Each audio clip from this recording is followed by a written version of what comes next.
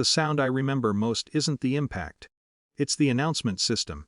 A calm, automated voice explaining delays on platform 3, while my head rang and the metal pole behind me vibrated from the force of it. I had raised my voice, not screamed, just insisted. My stepfather doesn't tolerate insistence. His hand came fast and flat. I stumbled backward, the back of my skull striking cold steel. For a second, the world narrowed to a pinpoint of light and the taste of iron. Around us, commuters slowed but did not stop. Public discomfort has a way of folding in on itself. "Lower your voice," my mother whispered, gripping my arm, not asking if I was okay. Not looking at the swelling already forming near my hairline. Just urgency. Containment. "Don't make this worse." Worse meant attention. I straightened. I had learned how to do that. How to swallow pain before it became visible. How to convert humiliation into silence. He stepped closer again, jaw tight, performing authority for the small circle of strangers who pretended not to see. And then someone did see. "Sir?" The word wasn't loud, but it cut through the station noise cleanly. The conductor stood a few feet away. Mid-40s, steady posture, uniform crisp despite the humidity. He wasn't rushing, he wasn't shouting, he was observing. My stepfather turned, irritated. "This is a family matter." The conductor didn't move. It became a station matter when physical force was used. There was no aggression in his voice. Just procedure. Something shifted in the air, subtle but unmistakable. Authority, when it's calm, is harder to fight. My stepfather scoffed. "She slipped. I saw the contact." The conductor replied evenly. My mother's grip tightened on my sleeve. "It's fine," she said quickly. "She's just emotional." Emotional.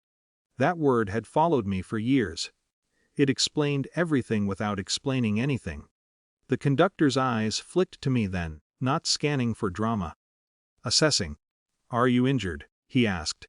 The question felt foreign. I wasn't used to being asked that in front of him. I hesitated. The old reflex rose, say no, make it easier, go home. But the metal was still cold against the back of my head. "Yes," I said. It was quiet, almost swallowed by the next announcement. But he heard it. "Station security is being notified," he said into his radio without looking away from my stepfather.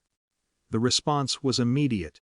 2 uniformed officers approached from the far end of the platform. Not hurried, not aggressive, just present. My stepfather's posture changed first, shoulders dropping half an inch, voice losing its edge.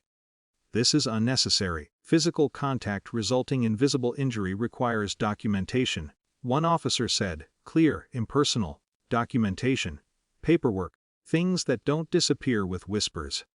My mother started to speak again. But the conductor raised a hand slightly, not to silence her, but to pause the momentum she had relied on for years. Then he said my name. My full name. The one that included my mother's maiden name, the one we rarely used anymore. I looked at him fully for the first time. "You probably don't remember me," he said carefully. "I'm Daniel." The name landed somewhere deep and buried. "My mother's brother," he added. The station seemed to tilt, but this time it wasn't from impact. I had been told he moved away. That he cut contact. That he didn't care. 17 years ago, after my biological father died, there had been arguments, fractures. Then silence. He didn't step toward me. He didn't try to hug me. He simply stood there steady. "I've been trying to locate you for a long time," he said. "I was told you didn't want contact." My mother's face drained of color. "I never said that," I replied automatically. And I realized I meant it. Security separated us physically then. My stepfather was escorted a few steps away, his protests quieter now, threaded with something new caution. An incident report was started. My name was written down.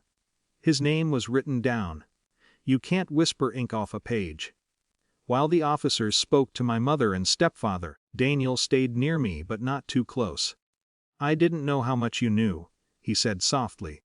"I didn't want to push if you were safe." Safe. I let out a breath that felt like it had been waiting years. "I thought you left," I said. "I was asked to." There it was. Not dramatic. Not explosive. Just fact. The officers finished. My stepfather was told he would need to provide a statement later that week. The word, assault, was mentioned clinically, without emotion.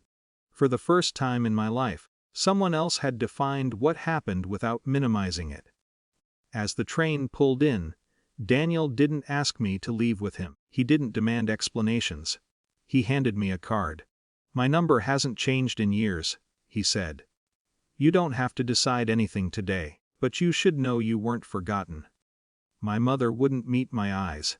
My stepfather avoided Daniel's entirely. The train doors opened. I stood there longer than necessary, feeling the weight of a choice that wasn't about rebellion or revenge. It was about whether I would continue participating in my own silence. I turned to Daniel. "I'll call," I said, not loudly, but clearly. The doors closed behind me as I stepped onto the train, leaving my stepfather on the platform with security still watching. Nothing was fixed. I would still have to go home that night. There would be conversations. Anger, consequences. But something irreversible had happened. What was once dismissed as emotion had been named as harm. And for the first time, someone in authority had written it down. The announcement system resumed its calm instructions as the train pulled away. This time, the noise didn't drown me out.